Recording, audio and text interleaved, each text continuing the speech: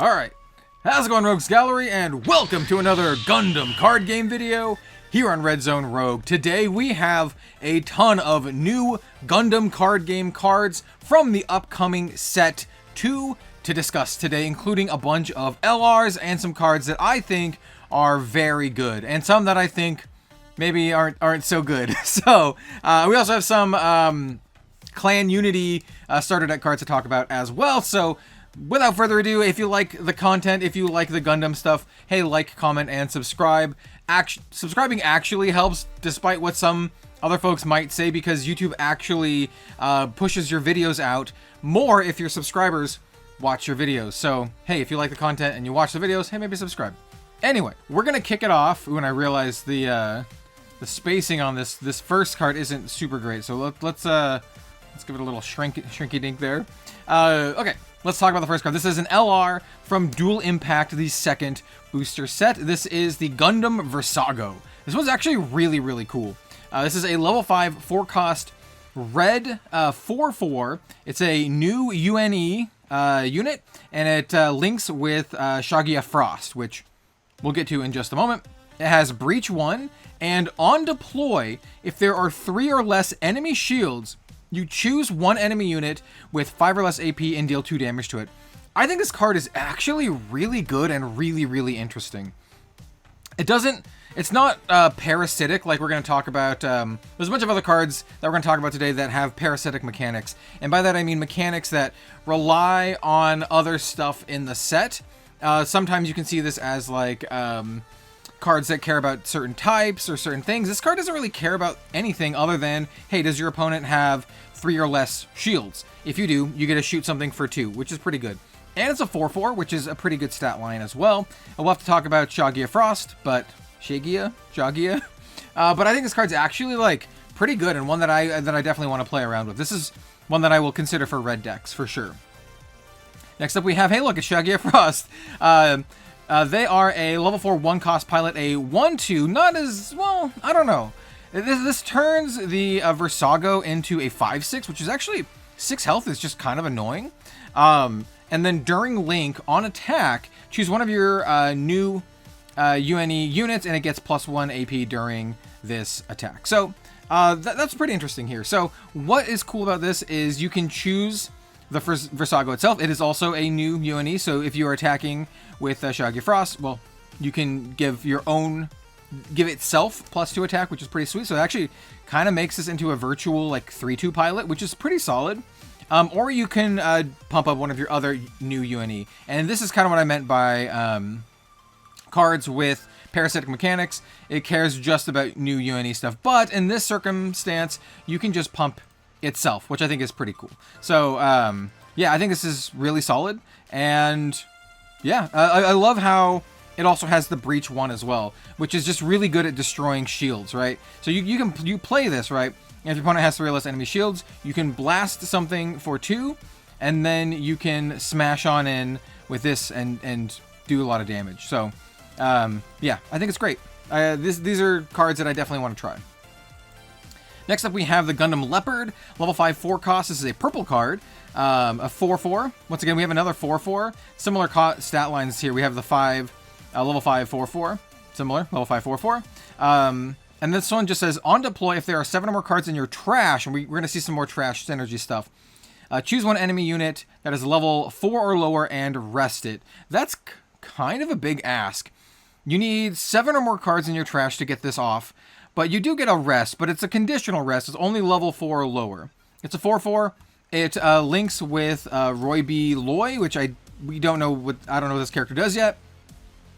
I think this is a good effect, but it's a little conditional. I think if you're doing a trash, I was gonna call it graveyard strategy, you're gonna hear me, mix the two.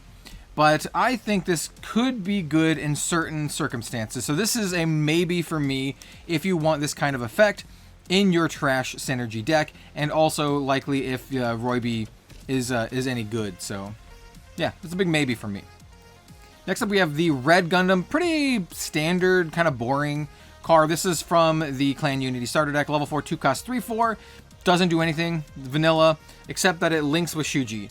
So if you're playing with a lot of Shuji, you might want to play this. To me, this is very boring and not a card that I would look to include. This is maybe like one of the last cards I choose for my deck if I have no other options. Next up, we have the Gundam Ashtaron. Cool name. Level 4, 3 cost 3/3. Another new UNE unit, but it also has a link with any new UNE trait, which is good. I love it when it has like a more of a scatter shot link trait. So this one says activate main support tube. So this is another support card. Very cool. And then on deploy, choose one of your other new UNE units, and it can't receive battle damage from enemy units with 2 or less HP during this turn. So it helps you kill off smaller stuff or stuff that has lower HP. What's kind of cool about this is it only cares about HP. So if you're attacking into something like the 4/2 Tall Geese token, for example, that's a lot of damage prevented, right? Because it only cares about the HP that the unit has, not the AP. So yeah, really good at killing low HP, high AP units. I think this card's pretty solid and definitely one of the ones that you would consider in a new UNE deck. Once again, one of the ones that's more, parasitic, I guess you could say. Next up, we have the first of several G-Quacks. This is Omega Psychomu G-Quacks. This is one of the common ones from the starter deck. Level 4, 3, cost 4/2. Deploy. If another friendly clan unit is in play, choose one enemy unit and deal 1 damage to it. Okay, I like that, and I like this effect. It does link with Machu, and we're going to talk about Machu as well, because we do have a Machu card to talk about. But as far as the G-Quacks units goes, I don't know about this one.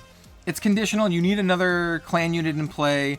Dealing 1 damage, unconditional. Well, you need the clan unit, but otherwise unconditional, right? It doesn't care how high the level is or their AP or anything. You just blast something for 1. I think that's all right. And it's just on deploy. I think this is okay. But we also already have level 4, 3 cost unconditional pingers. There's that 2/4 Neo Xeon one whose name I forget. That I actually think is pretty solid. That no one plays, and well, yeah, I don't know. I don't know about this one. On the lower end, I think. All right, next up, let's talk about the LR G-Quacks from the starter deck. So this is a level 5, 3 cost 4/4.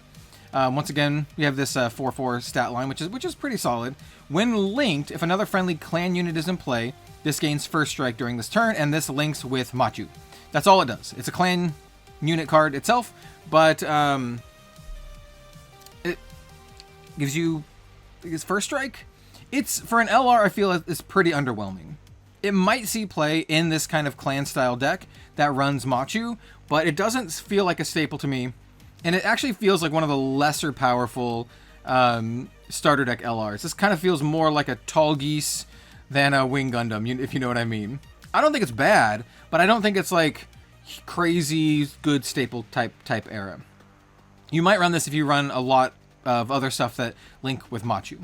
Speaking of, let's talk about the LR G-Quacks from the booster set. So this is the Omega Psychomu. This is also Omega Psychomu, but it's the difference is one's from the starter, one's from the booster pack. They are mechanically different. This is a level 7, which is pretty high. 5 cost, 5/4. Once again, links with Machu. But this one just has a deploy, and it says, look at the top 3 cards of your deck, and you can deploy 1 clan unit card that is level 4 or lower from among them. Return the remaining cards randomly to the bottom of your deck. So this effect is really good. But you do need to have a critical mass of clan unit cards in your deck for this to actually hit. You're only looking at the top 3, but you do get a straight deploy it. This is better than the Shroud, right? The Shroud is only does it on pair. This one is on deploy, which is really solid. So overall, I think this card's actually pretty good. It does require level 7. It's really slow. And we'll have to look out for really good level 4 or lower clan cards, because that's what this cares about, right? So you want to get max value out of this. But I can see this being fairly good. Being able to play just something from the top of your deck for free is just a good effect. So the effect is good. The question is there a deck that this is going to be good in? And then finally for this bit, we have a lot more cards to talk about, but I meant finally for the G-Quacks specifically, we have Machu here. So Machu is a level 4 1 cost pilot, has the burst add to hand, +2/+1. Great stat lines. We already know that level 4 one cost 2 ones are pretty solid. Now her effect is only when she's linked. She's a clan and a new type, which are both relevant traits here. But when linked, look at the top card of your deck. If it is a clan card, you may reveal it and add it to your hand. Return any remaining cards to the bottom of your deck. Now, what's cool about this is that it only cares about it being a clan card, not a clan unit or a clan pilot. It can be any of these things. So as long as it is a clan type card, you get it. And so if you're running like a 100% clan deck, Machu's really good. But she only does it on link. Once again, this one doesn't care about link. This cares about deploy. This is the one that actually cares about when it is linked. But I think Machu's pretty solid. She basically draws you a card, right? And if your entire deck is clan, she literally just draws you a card. So I think Machu's pretty solid in the clan deck, for sure. All right, next up, let's talk about something that's more generic. This is the G-Quacks, Gelgoog, level 2, 1 cost 2/2. This is a Xeon trait. It's not even a clan trait. So if you need more 1-drop 2/2s that are Xeon, here you go. You already have a lot of them, but here's another one. That's all I have to say about this. I like the original Gelgoog design a lot more as well. All right, let's talk about Ortega's Rickdom G-Quacks version. This is a level 3, 2 cost 3/2, and then on deploy, you choose one of your other clan units. During this turn, you may choose an active enemy unit that's 3 or less AP as its attack target. So this can attack anything as long as it has 3 or less AP. Or, one of your other clan units can do that. Pretty solid. Being able to attack something that you wouldn't otherwise normally be able to attack is a pretty solid effect. And we do have the pilot here, Ortega. So this card is another one of those, it's like, hey, if you're doing a clan deck, this might be a consideration. I don't know if this is a slam dunk, but this is something you might want to consider. And then we also have Ortega. Well, also, he's a command card. So this is a Fierce Unity or Ortega, level 3, 1 cost, +1/+0. The pilot is a clan.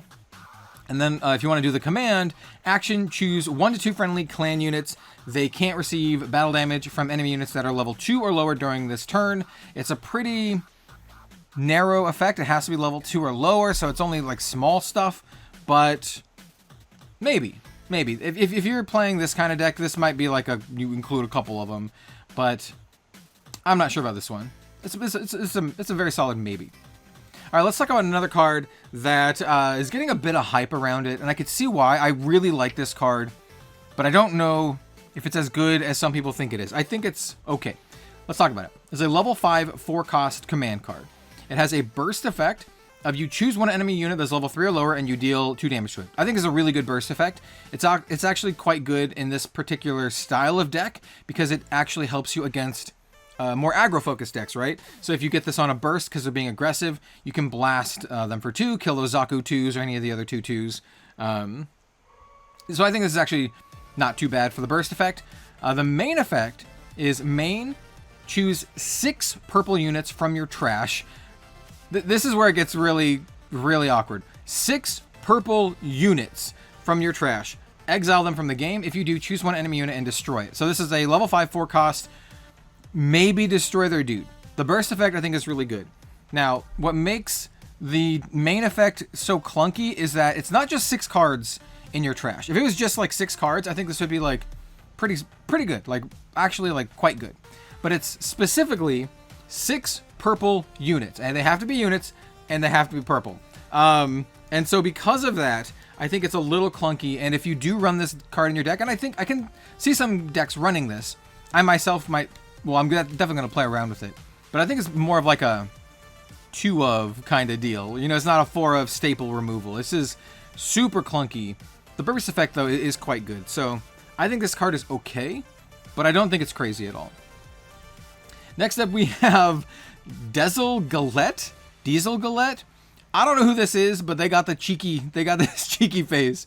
This is another level 4, 1 cost, 2/1 pilot, burst, add to hand. These are pretty standard stat lines now. They're a Vegan X-Rounder, and then only when linked, you can choose one Vegan unit card that is level 2 or lower in your trash. You pay its cost to deploy it. I love this effect. This is awesome. It's only on link, but you basically get to play another one of your little dudes, right? But it has to be specifically a Vegan unit card. Once again, this is another one of those parasitic mechanic cards. They only care about Vegans. You're not going to run this in a deck that doesn't have those. But if you do have those, and if you got some good like 2-drops, maybe like a Zawart version, pardon me, then yeah, sure, I can see this seeing play. Also, if it has good link potential, if you care about X-Rounders or Vegans. So yeah, I like the art. The effect I like a lot as well. It's just, hey, does this have a home that's going to be good? Next up, we have another Gelgoog, which I don't really like the design. This one's level 3, 2-cost, 3/3. Gelgoog links with a clan trait. It's clan as well. Sure, if you need a critical mass of clan stuff and you want to do the link clan stuff, sure. Other than that, you will not play this card because you're just going to play like a Rickdom instead that is the same stats but also has breach. But if you care about the clan, you're going to run this. Maybe. You're going to maybe run this. So yeah, this is like a late pick for deck constructing. Alright, this card I think is sweet. This is the Gundam Kamaris from Iron-Blooded Orphans. This is a level 5 4-cost 4/4. Once again, this 4/4 stat line I think is pretty good. This is one of the LRs from the booster set. On deploy, if there are 4 or more Gjallarhorn cards in your trash, draw 2. If you do, discard 2. Mwah, I love it. This is, once again, one of those parasitic mechanics. However, it's a little bit easier to pull off than something like, well, it's different. It's different. This is like 6 purple units. This is just like 4 Gjallarhorn cards at all. Pilots, any bases, other units, any kind of Gjallarhorn card, and you get to draw 2, discard 2, which I think is actually very powerful. This itself is a Gjallarhorn Gundam frame, and it links with Galio. Now, we do have Galio as well. We'll talk about Galio. I think this card's really good. If you're playing a Gjallarhorn-centric deck, or even a deck that runs, you know, a decent amount of Gjallarhorn cards, drawing 2, discard 2, I think is pretty solid, you know, deck filtering, and you can maybe pair this with a strategy that cares about cards in your trash, because you're adding two in your trash. So, I think this card's sweet. This is one that motivates me to like play around. And then we also have Galio. Galio Bodwin. Level 3, 1-cost, 1/1 pilot. I really like the level 3 pilots. Burst, add to hand, and then when paired, this is just any pair, not link. If there are 4 more Gjallarhorn cards in your trash, choose an enemy unit, it gets -2 AP during the whole turn, which is a really good effect. So combined with the Kamaris, and you can do this on turn 5, right? You can play the Kamaris, you can play Galio, and you have a 5/5 that on deploy you can draw 2, discard 2, and you also have this effect as well, because you need the 4 Gjallarhorn cards to do both of them. I think this is sweet. I think if you're doing this kind of deck, you're definitely going to run Galio, and I think Galio is actually like not bad at all. So I think these are both pretty solid cards that I think we'll see play.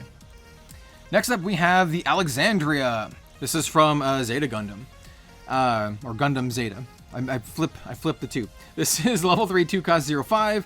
It's a base, deploy, or burst, deploy it. On undeploy, you add one of your shields to your hand, and then you choose a rested enemy unit that is level 4 or lower and deal 1 damage to it.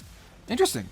This is a like one-time ping for blue as a base, right? So we already have like ping base in red, like the Ralula.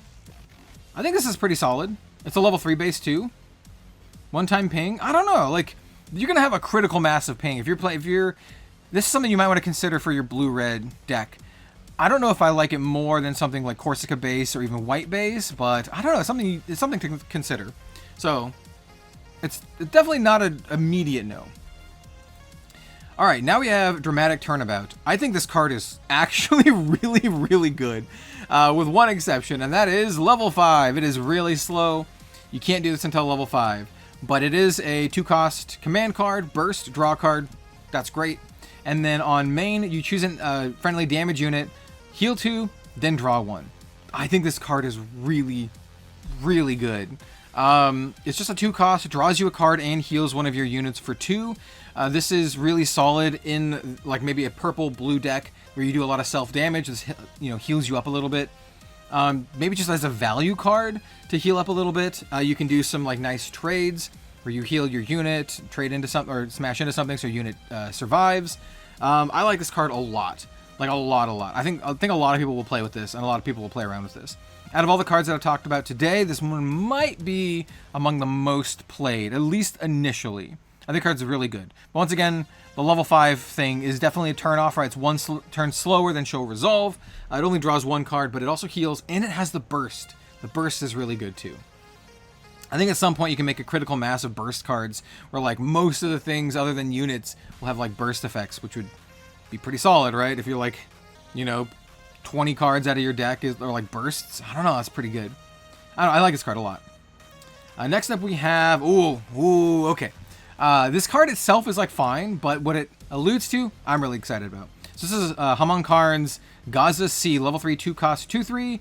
It's a Neo Zeon, and it links with Hamon Karn, which makes me think we're going to get a Hamon card, pilot card in this set, and she is awesome. One of my favorite antagonists from Gundam, and she has a really, really cool character design. Yeah, she's great. She's from Gundam Zeta and Double Zeta. So this is a one paired. Choose an enemy unit that is level 3 or lower and deal 1 damage to it. That's pretty solid, right? On a pair, you get to shoot something that's level 3 or lower. That's not too bad at all, actually. It's not like the best thing, but it's not too bad. We're getting more and more of these like direct damaging effects. You're gonna have more and more redundancy for this kind of stuff. I like to see it in the Neo Zeon. Yeah, so I think this card's okay, but I like what it alludes to more. I want to see what Hamon Karn does. She's cool. And then the final card we're going to talk about is really interesting, and I don't think it's very good, but I want to talk about it. This is Age Device, a level 4 2-cost command, and it says Burst. Choose one Asano family pilot card in your trash and you add it to your hand, which I think is a really cool burst effect. And then it's like really flavorful and also like pretty solid.